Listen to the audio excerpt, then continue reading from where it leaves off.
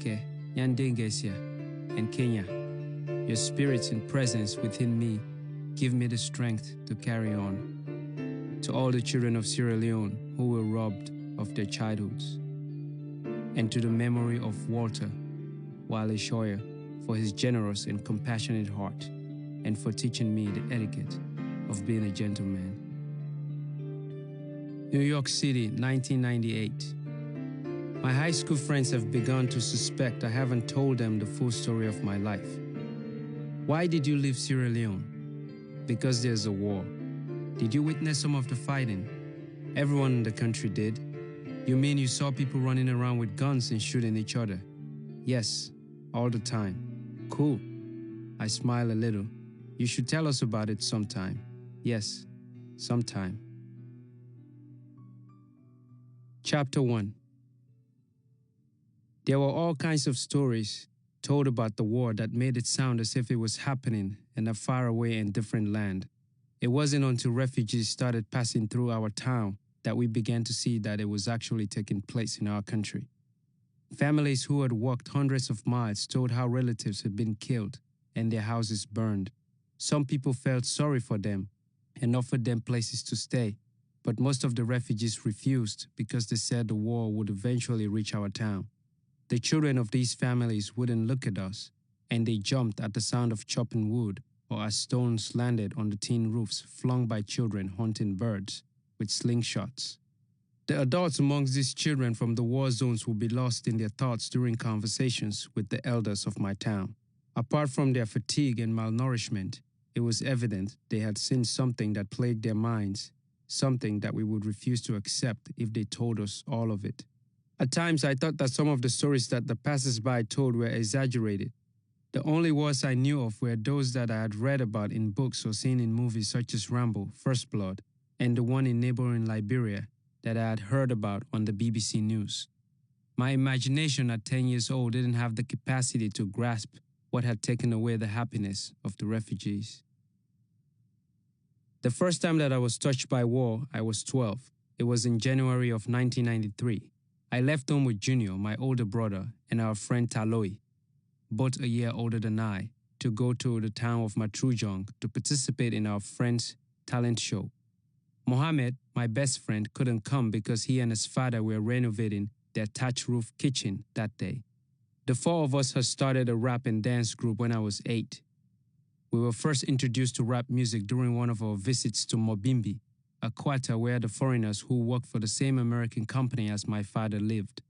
We often went to Mobimbi to swim in the pool and watch the huge color television and the white people who crowded the visitors' recreational area. One evening, a music video that consisted of a bunch of young black fellows talking really fast came on the television. The four of us sat there mesmerized by the song, trying to understand what the black fellows were saying. At the end of the video, some letters came up at the bottom of the screen. They read Sugar Hill Gang, Rapper's Delight. Junior quickly wrote it down on a piece of paper. After that, we came to the quarters every other weekend to study that kind of music on television. We didn't know what it was called then, but I was impressed with the fact that the black fellows knew how to speak English really fast and to the beat. Later on, when Junior went to secondary school, he befriended some boys who taught him about foreign music and dance. During holidays, he brought me cassettes and taught my friends and me how to dance to what we came to know as hip-hop. I loved the dance and particularly enjoyed learning the lyrics because they were poetic and it improved my vocabulary. One afternoon, Father came home while Junior, Mohammed, Taloi, and I were learning the verse of I Know You Got Soul by Eric B. and Rakim. He stood by the door of our clay brick and tin roof house, laughing, and then asked, "Can you even understand what you're saying?" He left before Junior could answer. He sat in a hammock under the shade of the mango, guava, and orange trees and tuned his radio to the BBC News. "Now this is good English, the kind that you should be listening to," he shouted from the yard. While Father listened to the news, Junior taught us how to move our feet to the beat. We alternately moved our right and then our left feet to the front and back, and simultaneously did the same with our arms, shaking our upper bodies and heads. "This move is called the running man," Junior said. Afterward, we would practice miming the rap songs we had memorized. Before we parted to carry out our various evening chores of fetching water and cleaning lamps, we would say, "Peace, son," or "I'm out," phrases we had picked up from the rap lyrics. Outside, the evening music of birds and crickets would commence. On the morning that we left for Matrujong, we loaded our backpacks with notebooks of lyrics we were working on and stuffed our pockets with cassettes of rap albums. In those days, we wore baggy jeans, and underneath them we had soccer shorts and sweatpants for dancing. Under our long sleeve shirts, we had sleeveless undershirts, t-shirts, and soccer jerseys. We wore 3 pairs of socks that we pulled down and folded to make our crepes, sneakers, look puffy. When it got too hot in the day, we took some of the clothes off and carried them on our shoulders. They were fashionable, and we had no idea that this unusual way of dressing was going to benefit us. Since we intended to return the next day, we didn't say goodbye or tell anyone where we were going. We didn't know that we were leaving home, never to return. To save money, we decided to walk the 16 miles to Matrujong. It was a beautiful summer day, the sun wasn't too hot, and the walk didn't feel long either. As we chatted about all kinds of things, mocked and chased each other. We carried slingshot that we used to stone birds and chase the monkeys that tried to cross the main dirt road. We stopped at several rivers to swim. At one river that had a bridge across it, we heard a passenger vehicle in the distance and decided to get out of the water and see if we could catch a free ride. I got out before Junior and Taloi and ran across the bridge with their clothes. They thought they could catch up with me before the vehicle reached the bridge, but upon realizing that it was impossible, they started running back to the river. And just when they were in the middle of the bridge, the vehicle caught up to them. The girls in the truck laughed and the driver tapped his horn. It was funny, and for the rest of the trip they tried to get me back for what I had done, but they failed. We arrived at Kabati, my grandmother's village, around 2 in the afternoon. Mami Pana was the name that my grandmother was known by. She was tall, and a perfectly long face complemented her beautiful cheekbones and big brown eyes.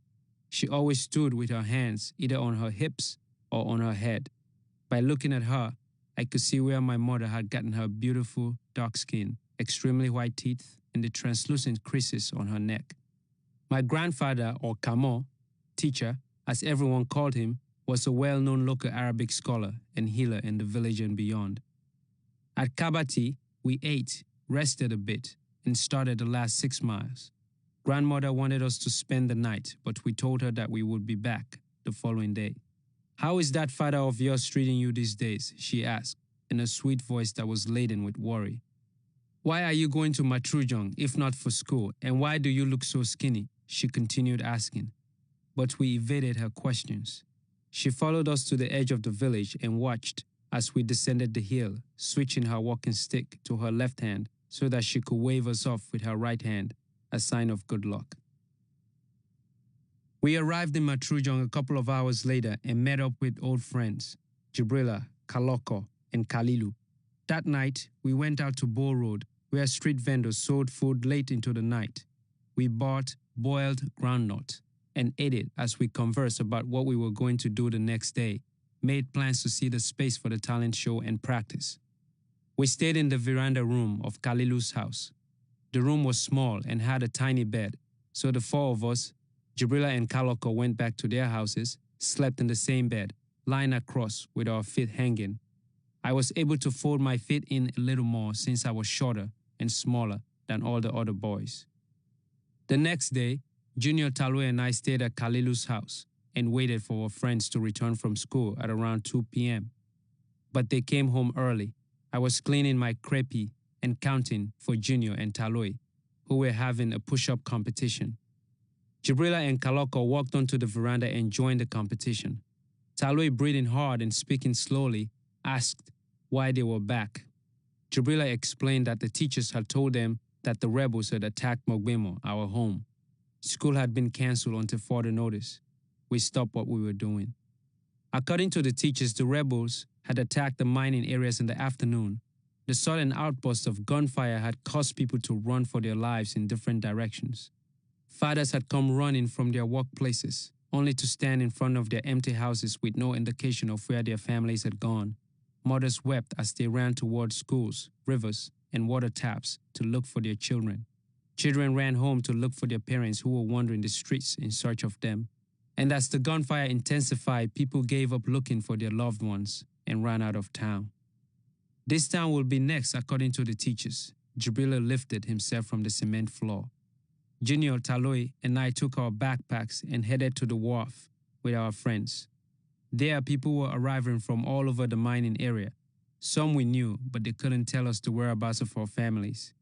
They said the attack had been too sudden, too chaotic, that everyone had fled in different directions, in total confusion. For more than 3 hours, we stayed at the wharf, anxiously waiting and expecting either to see our families or to talk to someone who had seen them. But there was no news of them, and after a while we didn't know any of the people who came across the river. The day seemed oddly normal. The sun peacefully sailed through the white clouds. Birds sang from treetops. The trees danced to the quiet wind. I still couldn't believe that the war had actually reached our home. It is impossible, I thought. When we left home the day before, there had been no indication the rebels were anywhere near. We were all quiet for a while, and then Taloi broke the silence. We must go back and see if we can find our families before it is too late. Junior and I nodded in agreement. Just 3 days earlier, I had seen my father walking slowly from work, his hard hat under his arm, and his long face was sweating from the hot afternoon sun. I was sitting on the veranda.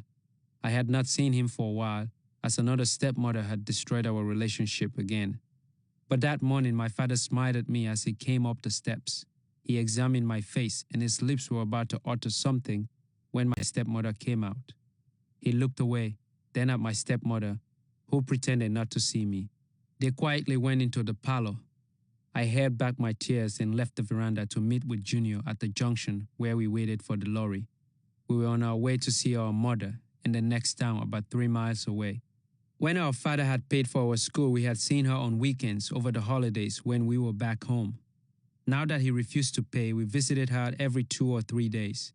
That afternoon, we met Mother at the market and walked with her as she purchased ingredients to cook for us. Her face was dull at first, but as soon as she hugged us, she brightened up. She told us that our little brother, Ibrahim, was at school and that we would go get him on our way from the market. She held our hands as we walked, and every so often she would turn around as if to see whether we were still with her. As we walked to our little brother's school, Mother turned to us and said, "I am sorry I do not have enough money to put you boys back in school at this point. I am working on it." She paused and then asked, "How is your father these days?" "He seems all right. I saw him this afternoon," I replied. Junior didn't say anything. Mother looked at him directly in the eyes and said, "Your father is a good man and he loves you very much. He just seems to attract the wrong stepmothers for you boys." When we got to the school, our little brother was in the yard playing soccer with his friends. He was 8 and pretty good for his age. As soon as he saw us, he came running, throwing himself on us. He measured himself against me to see if he had gotten taller than me. Mother laughed. My little brother's small round face glowed, and sweat formed around the creases he had on his neck, just like my mother's. All 4 of us walked to Mother's house.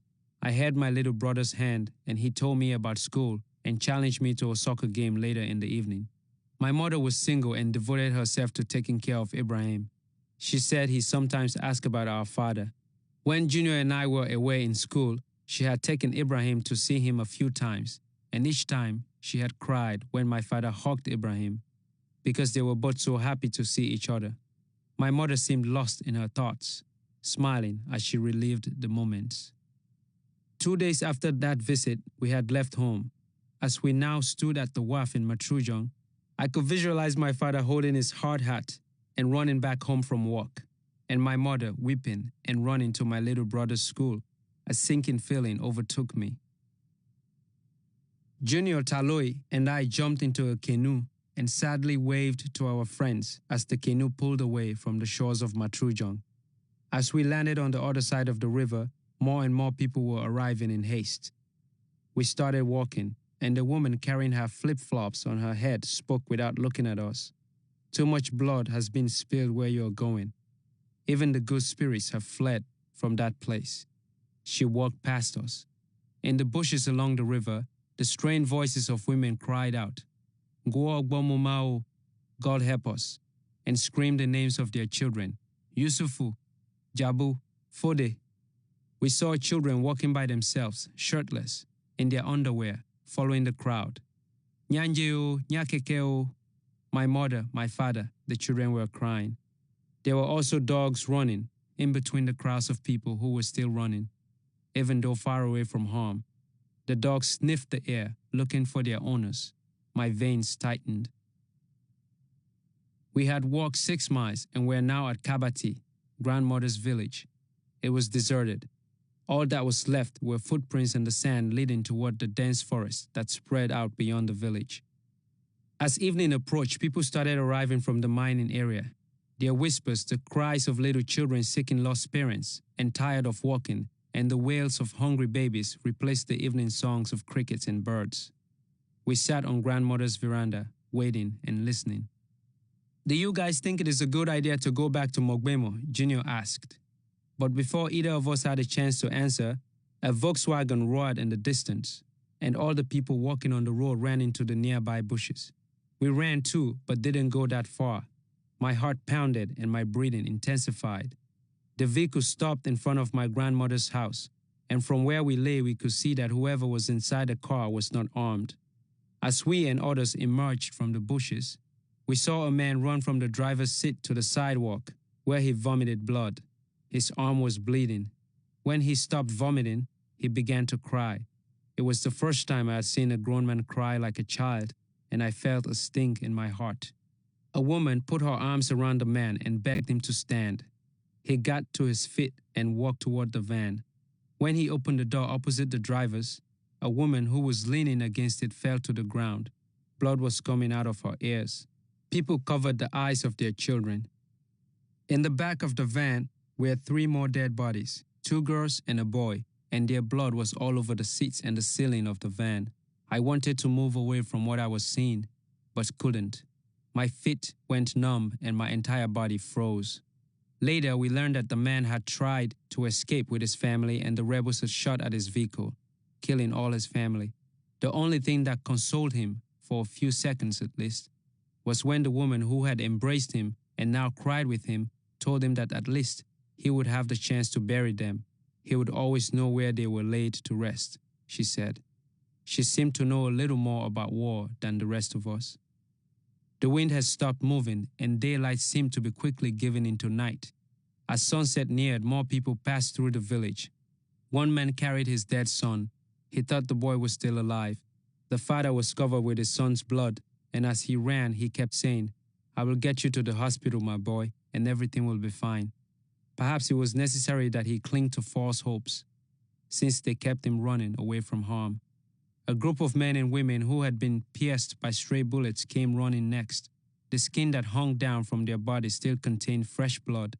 Some of them didn't notice they were wounded until they stopped and people pointed to their wounds. Some fainted or vomited. I felt nauseated and my head was spinning. I felt the ground moving and people's voices seemed to be far removed from where I stood, trembling.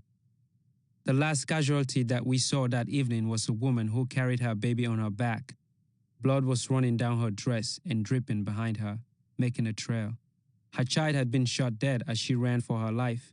Luckily for her, the bullet didn't go through the baby's body. When she stopped at where we stood, she sat on the ground and removed her child.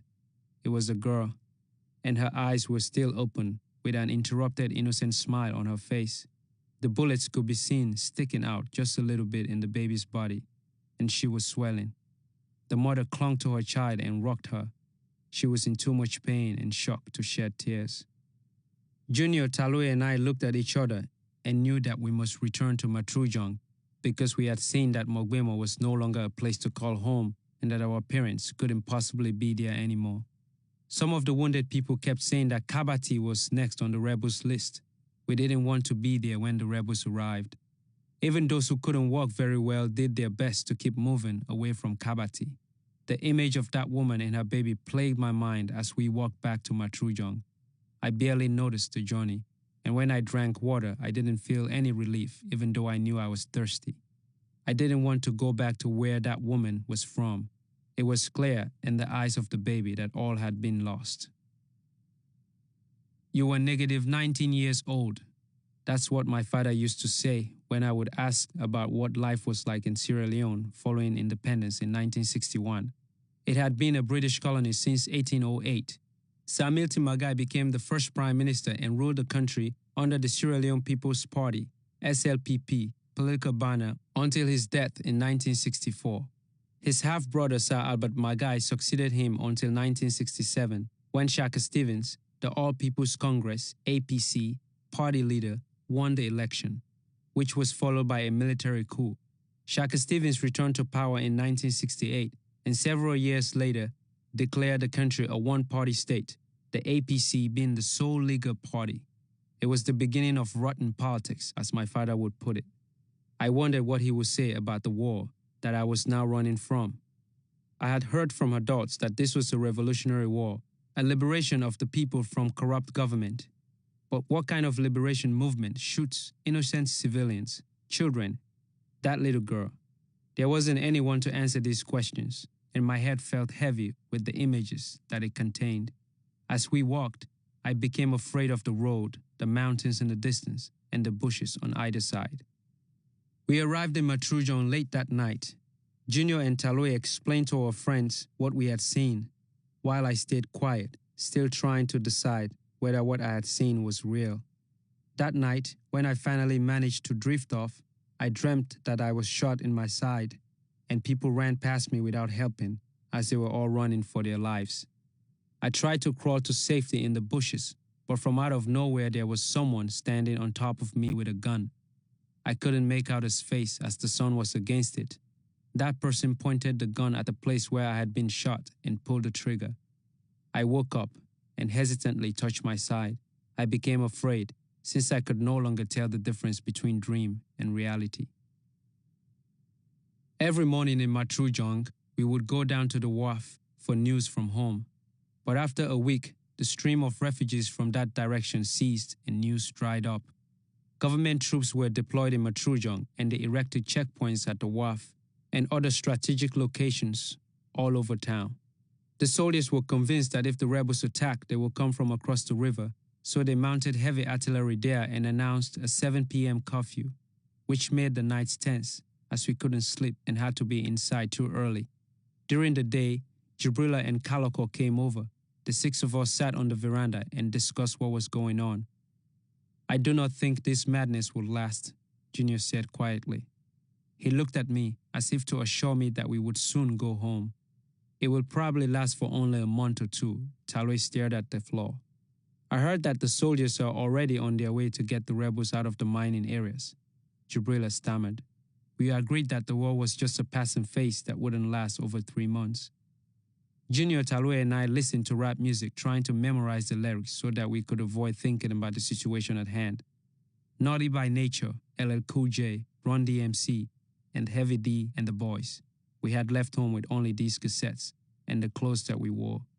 I remember sitting on the veranda listening to Now That We Found Love by Heavy D and the Boys and watching the trees at the edge of town that reluctantly moved to the slow wind. The palms beyond them were still, as if awaiting something. I closed my eyes and the images from Kabati flashed in my mind. I tried to drive them out by evoking older memories of Kabati before the war. There was a thick forest on either side of the village where my grandmother lived, and coffee farms on the other. A river flowed from the forest to the edge of the village, passing through palm kernels into a swamp. Above the swamp, banana farms stretched into the horizon. The main dirt road that passed through Kabati was rutted with holes and puddles where ducks liked to bathe during the day. And in the backyards of houses, birds nested in mango trees. In the morning, the sun would rise from behind the forest. First, its rays penetrated through the leaves, and gradually, with cockcrows and sparrows that vigorously proclaimed daylight, the golden sun sat at the top of the forest. In the evening, monkeys could be seen in the forest jumping from tree to tree, returning to their sleeping places. On the coffee farms, chickens were always busy hiding their young from hawks. Beyond the farms, palm trees waved their fronds with the moving wind. Sometimes a palm wine tapper could be seen climbing in the early evening. The evening ended with the cracking of branches in the forest and the pounding of rice in mortars. The echoes resonated in the village, causing birds to fly off and return curiously, chattering. Crickets, frogs, toads, and owls followed them, all calling for night while leaving their hiding places. Smoke rose from thatched roof kitchens, and people would start arriving from farms, carrying lamps and sometimes lit firewood. We must strive to be like the moon. An old man in Kabati repeated this sentence often to people who walked past his house on their way to the river to fetch water, to hunt, to tap palm wine, and to their farms. I remember asking my grandmother what the old man meant. She explained that the adage served to remind people to always be on their best behavior and to be good to others. She said that people complain when there's too much sun and it gets unbearably hot, and also when it rains too much or when it is cold. But she said no one grumbles when the moon shines. Everyone becomes happy and appreciates the moon in their own special way. Children watch their shadows and play in its light. People gather at the square to tell stories and dance through the night. A lot of happy things happen when the moon shines. These are some of the reasons why we should want to be like the moon. You look hungry. I will fix you some cassava, she ended the discussion. After my grandmother told me why we should strive to be like the moon, I took it upon myself to closely observe it. Each night when the moon appeared in the sky, I would lie on the ground outside and quietly watch it. I wanted to find out why it was so appealing and likable. I became fascinated with the different shapes that I saw inside the moon. Some nights I saw the head of a man. He had a medium beard and wore a sailor's hat. Other times, I saw a man with an axe chopping wood, and sometimes a woman cradling a baby at her breast. Whenever I get a chance to observe the moon now, I still see those same images I saw when I was 6. And it pleases me to know that part of my childhood is still embedded in me.